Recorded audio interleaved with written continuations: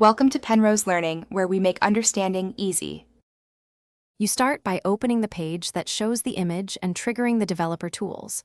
On desktop, right-click the image and choose Inspect. Once the inspector opens, make sure you follow the highlighted element. You're looking for an img tag or a CSS rule with background image. If the image isn't highlighted automatically, hover over DOM nodes until the image is outlined on the page. This connects the visual element to its HTML so you can read the source attribute.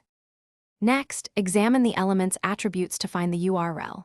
Check src, src set, or data src for lazy loaded images, and expand picture or source elements when present.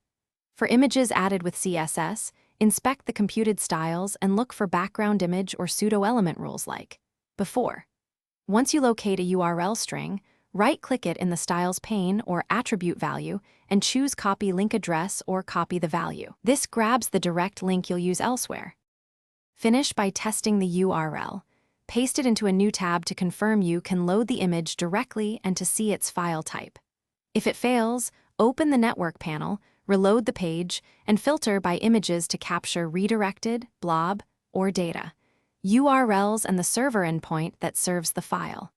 If you encounter access control or expired tokens, try saving the image from the page or request the original file URL from the site owner as a fallback. Thanks for watching. If this was helpful, leave a like and consider subscribing. See you next time.